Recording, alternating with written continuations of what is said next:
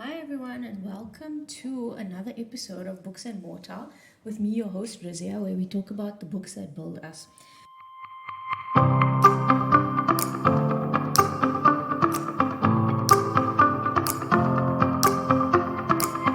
So, this episode is part two of a review of Jonathan Strange and Mr. Norrell by Susanna Clarke.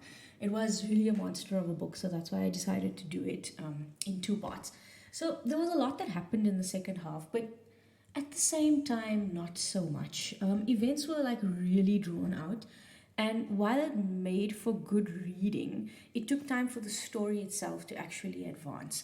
So, the last few chapters, honestly, is where it really all comes together. And at this point, I really didn't want to put the book down. So, if you read Jonathan Strange and Mr. Norrell, right, when you get to the last few chapters, I would like tell you to just push through. Otherwise, I don't think that you'll be able to fully appreciate the flow of events and how beautifully everything actually ties up at the end. Because sometimes that is always the concern with books, is that how the author manages to tie up everything. But I think that this one is actually done quite well. But you really need to get a good flow of it. So where we last left Jonathan Strange, he was back from Spain after spending some time with the army, and he wrote his piece, refuting the book that him and one of Mr. Norrell's colleagues wrote.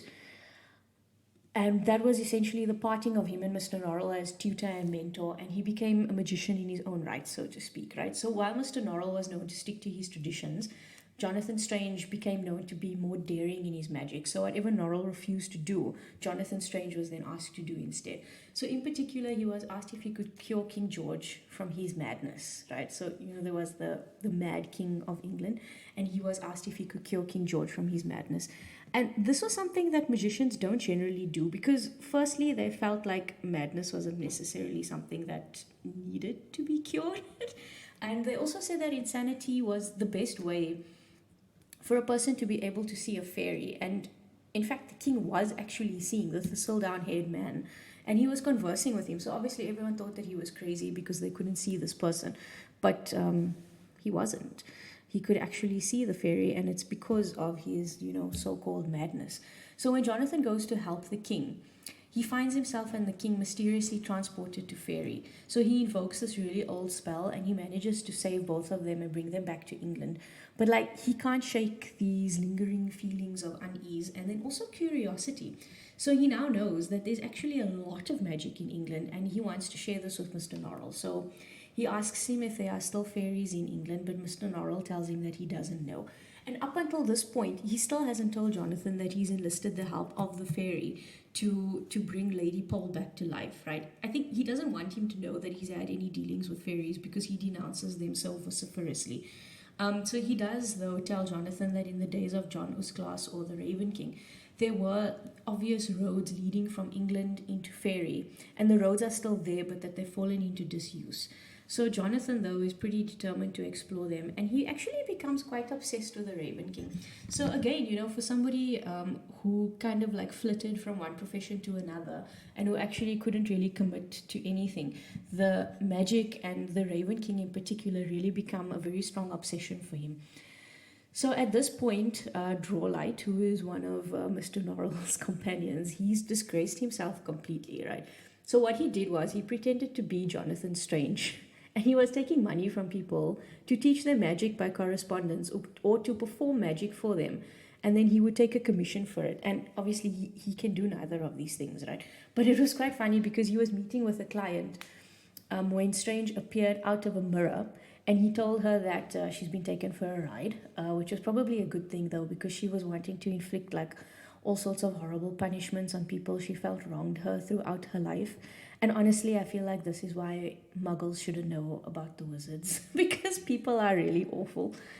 So Mr. Norrell actually has this interesting idea of re-establishing a magical court, right, called the Cinque Dragons, in response to what Drawlight did. So this would then deal with magical crimes, but because it requires 12 practical magicians and England only has two, idea kind of fell flat, right? So he's a very naive man, really, in spite of all his years. And I think it's obviously because he's lived his life as like a virtual recluse. He is a hermit, like I think in the true sense of the word. So he tries to explain to the lords, right, how they would go about passing judgment in the court, even if they don't have lawyers and judges trained in magical law. And he tells them, I propose employing judges, advocates, and proctors from the Doctors' Commons. I could explain the principles of thaumaturgic law to them. It will take no more than a week or so, and I could lend them my servant, John Childermas, for as long as the trial lasts. He's a very knowledgeable man and could easily tell them when they are going wrong. When they are going wrong. So he really lives in his own little bubble, and yeah. So the thistledown haired man, right? I don't like him. I don't enjoy his storyline. But I suppose in this book there has to be like an antagonist of sorts, right? He's still got Stephen and Lady Pole in his clutches, and he's still determined to make Stephen the King of England. Lady Pole, he pretty much just keeps around because he feels that her company and her person are not appreciated enough by her husband, Sir Walter Pole. And remember, they're in a place called Lost Hope, right? Which is, again, like the most depressing name ever.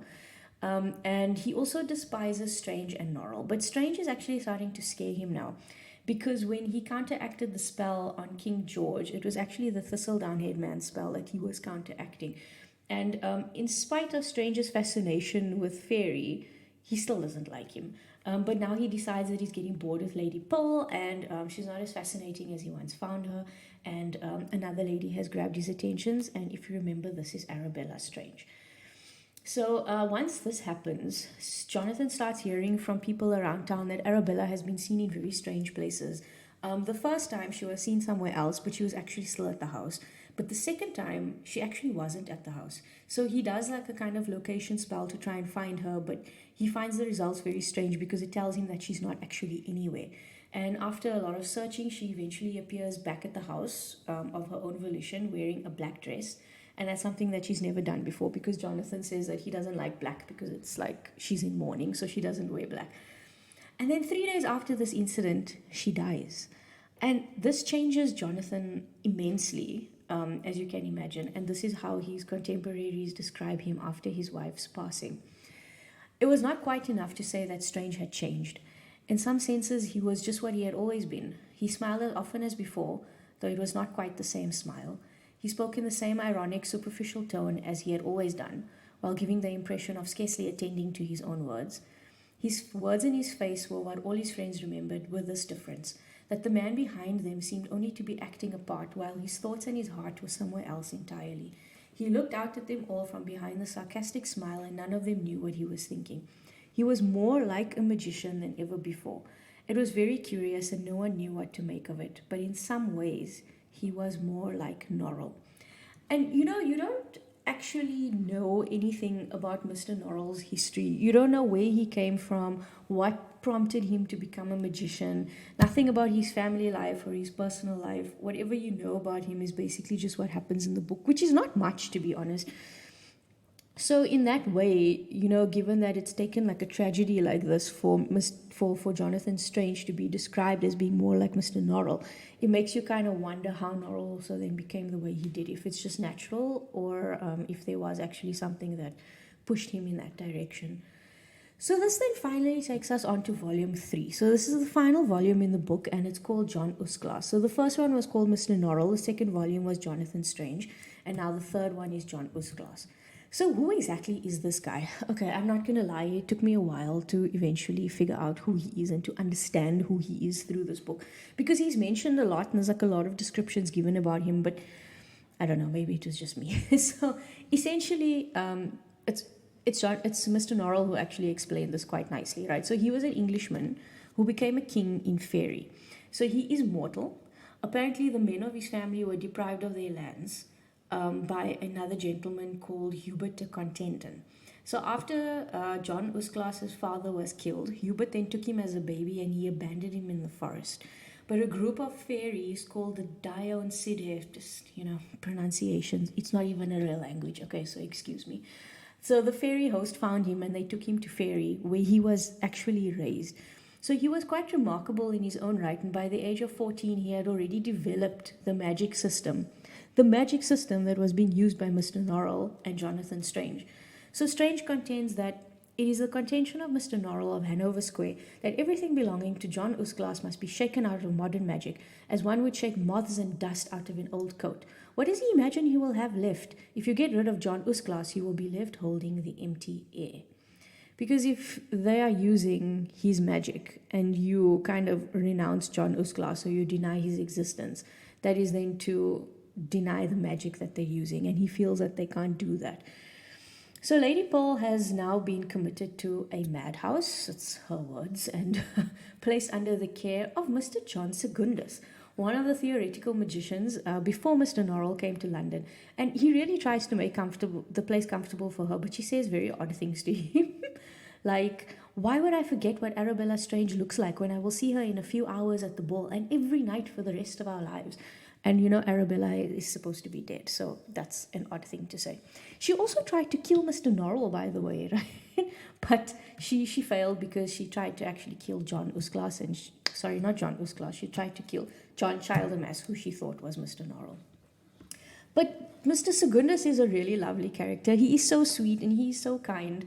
And he doesn't get nearly enough credit, right? So he's very perceptive.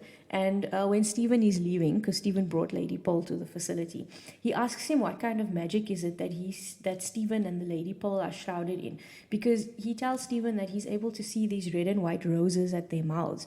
But Stephen brushes it off. And then on the way back to Walter Pearl's residence, Stephen is attacked, being a black man in England. So this is how it goes.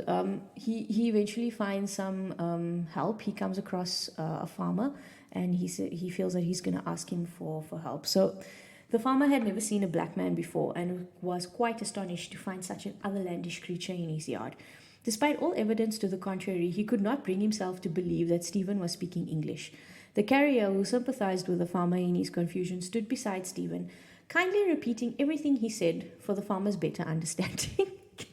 Really, I can't even imagine what that must feel like, So during this detour of his, Stephen happens across Vinculus, the street magician, who Mr. Norrell has nothing but contempt for, and the one who spoke the prophecy of the two magicians to Jonathan before he even became a magician.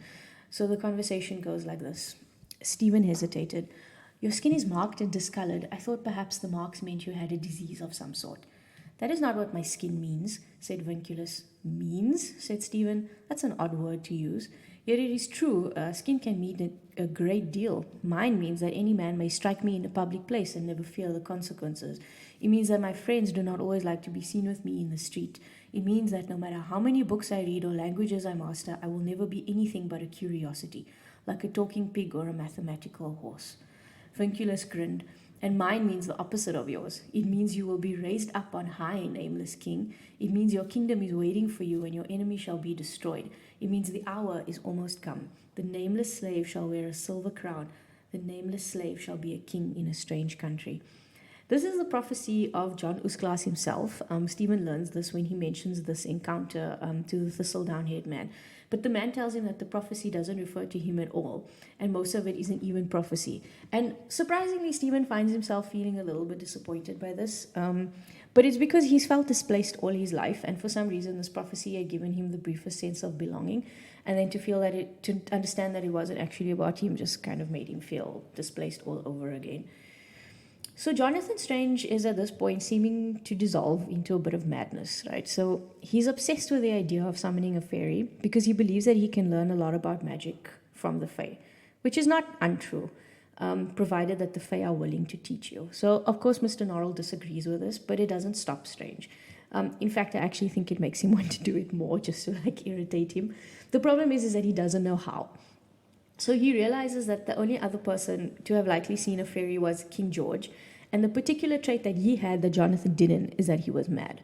So they called him the Mad King, right? So Jonathan figures that he needs to work up a little madness, but he's not sure how to induce something like this. So after a little while, he decides that he's going to travel, and he's going to Italy. So when he's there, he keeps up a correspondence with some people, and he met Lord Byron, who's a poet, right? So they don't like each other initially, but eventually they become friends. And a major thing about Italy is that he meets a family called the Greysteels. It's a father and his daughter and her aunt. who are traveling together, and they take a liking to Jonathan, and they actually end up spending a lot of time together. And the daughter Flora takes quite a shine to him. So he's still enamored with the idea of summoning a fairy, and this is his reasoning. So people are obviously like trying to put him off this because, you know, they've heard that the Fae are very unstable and they're very violent. They're a very violent race. So Strange listened politely, and when she had finished, he said, "Oh, to be sure, fairies are naturally full of wickedness and exceedingly difficult to control. Were I successful, I should certainly have to take care whom my fairy or fairies associated with." He cast a glance at Miss Greysteel. "Nevertheless, their power and knowledge are such that a magician cannot lightly dispense with their help, not unless he is Gilbert Norrell. Every fairy that ever drew breath has more magic in his head, hands, and heart than could be contained in the greatest library of magical books that ever existed." So he's got a lot of respect for fairies, as you can see. And during his attempts, the thistledown-haired man watches him along with Stephen, and he knows that Strange is trying to summon him. And for me, I don't understand then if he's like the only fairy left, because I don't understand why he's summoning him specifically. But he can't be the only fairy left because the ball is like full of people, and I'm sure that they're fairies, right? But he seems to be the one who is summoned. So that makes you think that he's obviously one of particular importance, because he was the one that Mr. Norrell summoned to bring Lady Pole back to life, and he seems to be the one that Stephen is summoning as well. Not Stephen, Strange, but Jonathan doesn't know that obviously that he's the specific one. He's just trying to get a fairy. So he knows that Strange is trying to summon him, and he's filled with contempt about it. He doesn't like it because he says, why should he be subject to the whims of the magicians? And Stephen tells him that in some way, Strange is actually kind of successful because they're there, but Strange just can't see them. So his and Stephen's conversation goes like this. "I see," said Stephen, "but though the magician is ignorant, he has still succeeded. After all, you are here, sir, are you not?" "Yes, I dare say," said the gentleman in an irritated tone. "But that does not detract from the fact that the magic that brought me here is clumsy and inelegant. Besides, what does it profit him? Nothing. I do not choose to show myself to him, and he knows no magic to counteract that. Stephen, quick, turn the pages of that book. There is no breeze in the room, and it will perplex him beyond anything. Ha! See how he stares. He half suspects that we are here, but he cannot see us.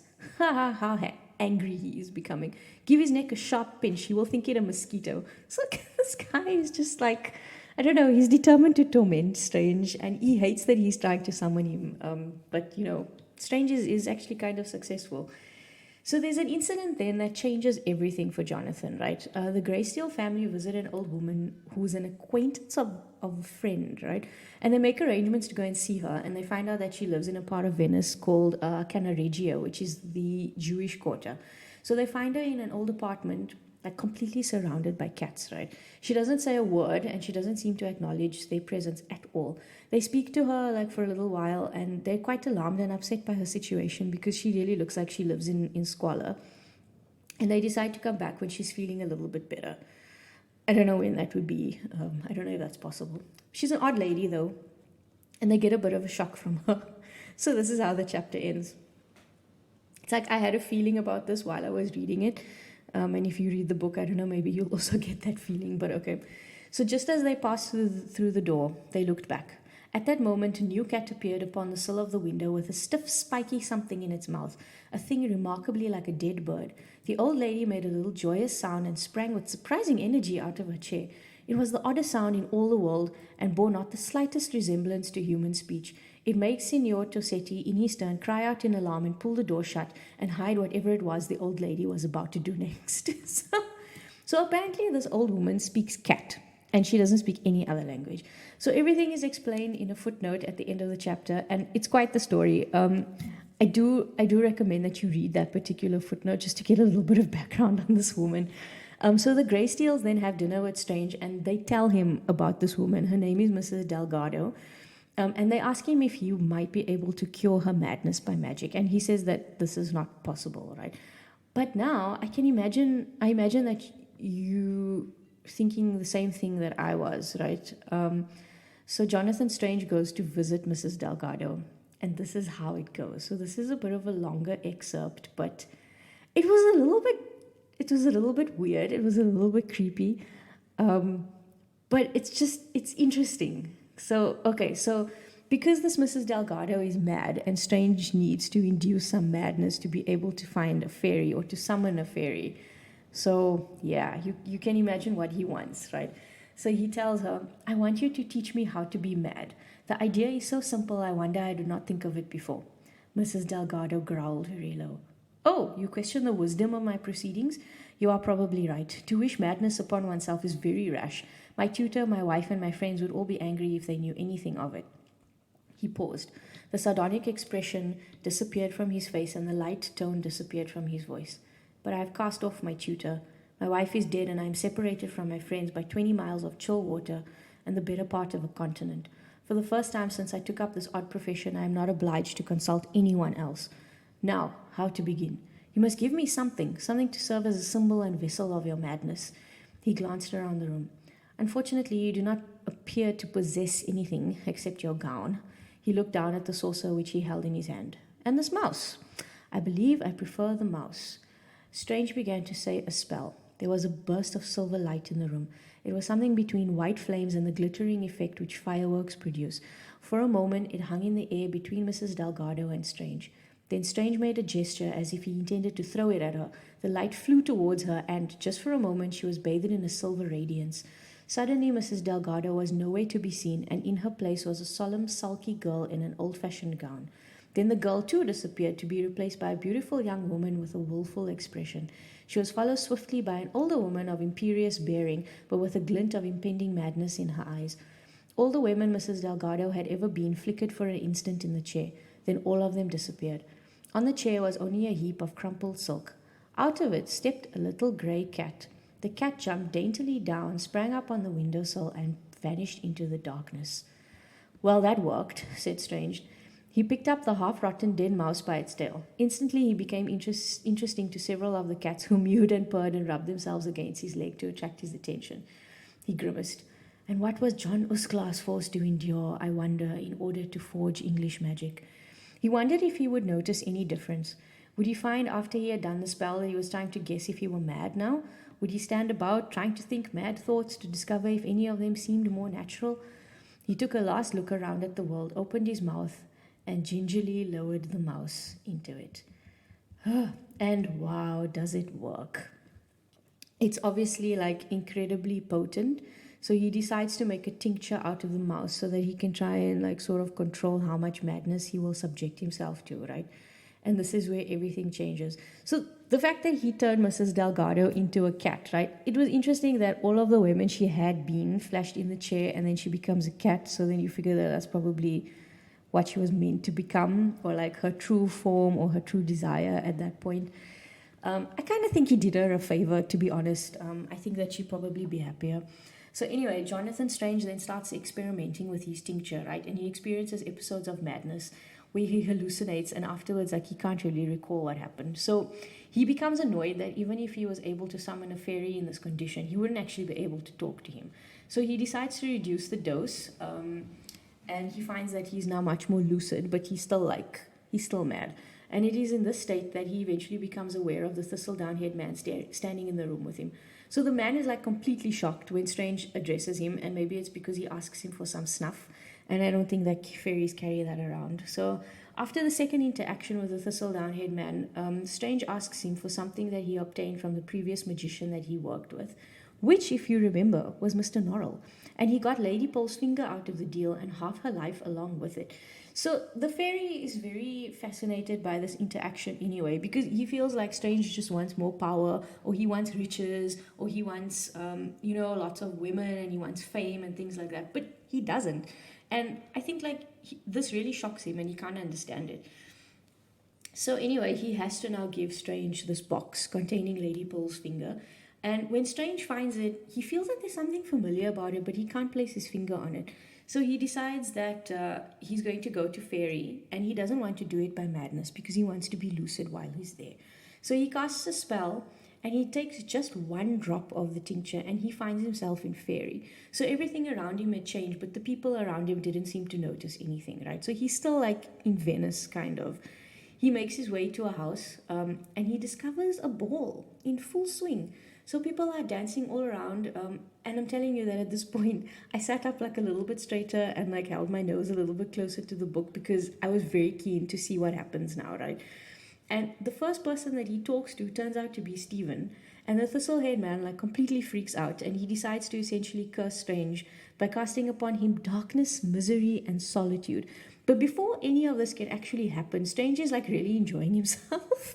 He's like chilling there in Fairy and he doesn't have any idea of what is actually going on. So he dismissed seeing Stephen as a fairy who like maybe looks like him. And then he just goes about his evening. And then finally he sees Arabella and she's talking to Lady Pole. And Arabella thinks that Jonathan has come to rescue them, but he had no idea that they were actually trapped there. So the thistle-haired man is surrounded by a dark tower. And this is how it is described, right? So something was standing in the center of Venice. It could be best described as a black tower of impossible vastness. The base of it seemed to cover several acres. It rose up out of the city into the sky, and the top of it could not be seen. From a distance, its color was uniformly black and its texture smooth, but there were moments when it seemed almost translucent, as if it were made of black smoke. One caught glimpses of buildings behind, or possibly even within it. In spite of this, though, the first thing Strange does when he gets back to Venice is that he warns Dr. Greysteel that his daughter might be in danger of being kidnapped by the thistle-haired man. And then comes the difficult task of convincing people that Arabella is actually alive and that she's trapped in Fairy. So he's desperate, like, obviously to save her, but the thistle-haired man has expelled him from Lost Hope and he can't get back. So then there's like the series of events that leads Drawlight to actually meet Jonathan Strange in Fairy. So he finds Jonathan to be like pretty mad at the time, and what he's saying doesn't make any sense to him. But Strange tells Drawlight that Lady Pole isn't dead and that it's Mr. Norrell's fault that she is the way she is. And he gives him her finger and tells him to deliver it to Mr. Norrell's manservant, Childemus. So things start to get a little dark at this point, right? And there's a chapter about the Greysteels, the aunt and Flora, where there's this hectic thunderstorm, right? And a mirror appears on the wall, but it doesn't actually seem to reflect the room. And Flora disappears, and then she reappears under like these mysterious circumstances with a small bottle filled with amber liquid, which no, I don't think is her stash, right? She admits to her family that she saw Jonathan Strange and she's trying to convince him to stop doing the magic that he's doing because it seems to be driving him insane, and it really is. And actually, even earlier in the book, Arabella also implored him to leave Fairy alone, to not go down the fairy roads because he doesn't know where it's going to take him and what he's going to find. And now you see Flora like doing the same thing and discouraging him from following the path that he is. And the general opinion of Strange at this point is that he's gone off the rails completely. And everyone thinks that he murdered his wife, by the way. And they all think that there's no hope for him. Not to mention like the Tower of Darkness that surrounds his residence in Venice. So new fairy roads are now opening, and people who have never before studied magic are suddenly able to do magic, which now obviously causes chaos across England. And the government declares that Strange is not to return, and Mr. Norrell must make sure that he doesn't. So while all of this is happening, Strange actually manages to send John Childham as Lady Pole's finger, and then he travels to the madhouse where Mr. Segundus is, overseeing Lady Pole. And between the two of them, they manage to reattach her finger. And she finally comes out of her enchantment. I was so happy at this point because shame, I felt so sorry for this woman. But she is not happy, right? And I mean, like, who can blame her? She's not happy about what happened to her, and she is really angry at both Jonathan Strange and Mr. Norrell, because I think like at this point she just hates all magic, and she wants to write like all kinds of letters to the newspapers exposing what awful people they are and what they did to her. But it was actually only Mr. Norrell, but she feels that Jonathan Strange betrayed his wife by not rescuing her the night that he saw them at Lost Hope. But he didn't know, shame, he didn't know. And I think he was just so shocked by seeing her. And they dug up her grave, hey, and they found that it was just a log inside there. So, yeah, they realized that she's actually not dead. So finally, Strange and Norrell come face to face, and they are in Mr. Norrell's library at his old lodgings called Hurtfew Abbey, where he keeps all his books and that he doesn't want Jonathan Strange or anyone else to read it. So their meeting is actually very amiable, and Strange asks Mr. Norrell for his help in breaking the enchantments on his wife and Stephen, and he asks him for his help in summoning John Usglas, the Raven King himself. And they try, and eventually they seem to actually be successful finding him to be somewhere in Yorkshire, of all places, by means of a location spell. So another interesting happens here. Norrell becomes trapped in the Tower of Darkness that's surrounding Jonathan. And his reasoning is that the fairy just mentioned that it affects the English magician without being specific as to his name. So that's how Mr. Norrell became trapped as well, which oddly seems to make Mr. Norrell very happy. But I think it's just because he really likes Jonathan Strange a lot. So he doesn't seem to be very upset that he's like stuck in this dark tower. And they actually can't be very far away from each other, like physical distance. Then the tower like moves and they're moved back together. So there's a series of events that take place here, right, in quick succession. And I think it's safe to say that the prophecy that Vinculus keeps expounding comes to fruition, but I think naturally, not in the way that you expect. Arabella is freed from her enchantment and she comes out through the mirror, that weird mirror in the Greysteel's living room, which you can imagine like freaked them out to no extent. But Flora was very calm because I think that Strange had told her what to expect, right? As for Stephen, he becomes king, but not the king of England. And the only thing is that the darkness surrounding Strange and Norrell doesn't disappear. And because of this, he actually can't be with Arabella even after he saved her. But it didn't kind of like disappoint me in the way I feel like it might have if it was another story. It felt quite fitting in the end that it was actually him and Mr. Norrell who were destined to spend their days together as two magical scholars instead of him with his wife. So this is a very long book to read, right? You really need to commit to it. And I think that the style of English can also be very tedious, but I got used to it. There are some other storylines of minor characters like Lascelles and Drawlight in a bit more detail, Vinculus, Childermass, that I don't go into, but they are also very well done and they're rounded off very nicely. There's a lot of character development in this book, especially when it comes to Jonathan Strange. He's a very appealing and interesting character. And Mr. Norrell, I would say, was almost the complete opposite, except that he changed in the sense that he came to respect Jonathan as a peer, and maybe eventually even as his superior, which is more than could be said for his attitude towards any other magician, right? So this book has actually been made into a series. It played on BBC One, and all 6 episodes, I think, are actually available on YouTube. And I started watching it, and I must say that it's actually been adapted really well. Hey. It's a very long book. Not every sentence and every paragraph in the book is there to actually advance the story. So I think that even by cutting out a lot, they're still able to stay true to the plot of the book, even if they obviously cut out a lot of the extras, which I think is a good thing. But I think that the adaptation is actually done quite well. And if you're interested in the story but are maybe not willing to read an 800-page book, I would actually then recommend watching the series on YouTube. It is available, all of the episodes. I really love the guy who plays Childermass. He's got great vibes. He's really cool. So if you want to add a monster of a book to your reading list this year, then I can recommend Jonathan Strange and Mr. Norrell. Susanna Clarke's writing in this book had an almost Tolkien feel to it, I thought, in the sense of the writing style.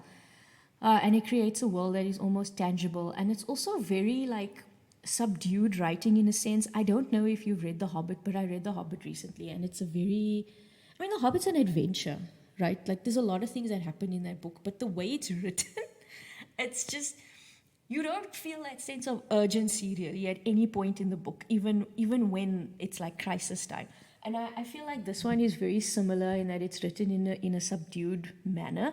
I rated it 4 out of 5. The average rating on Goodreads is 3.86.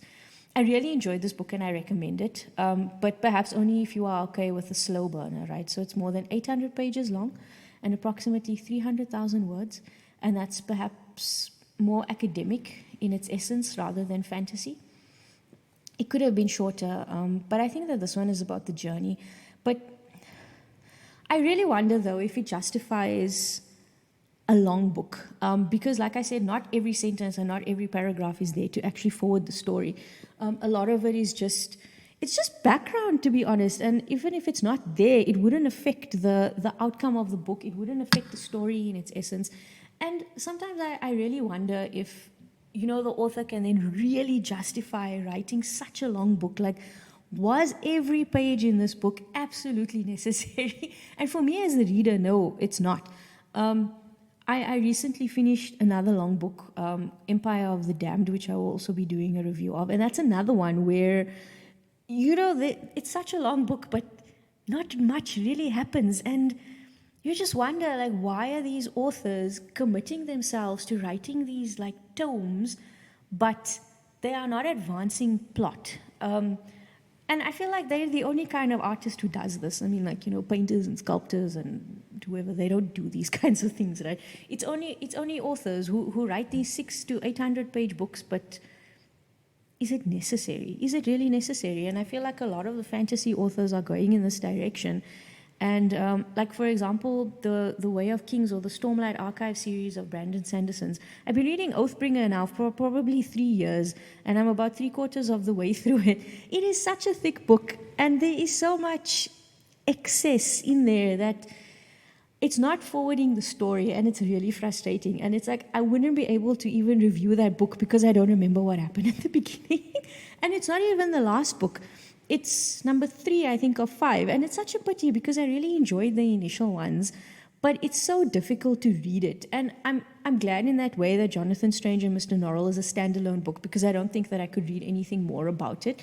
But I think that it's, I don't know, something maybe for fantasy writers to think about, that when you are writing an 800-page book, do you need all 800 pages? Or would, 450 to 500 suffice? Because honestly, in most cases, I think that they will. But I do recommend this one, and I hope you enjoyed this review. So that's all from me. And thanks for listening to this episode of Books and Mortar with me, your host, Razia, where we talk about the books that build us. Until next time, bye.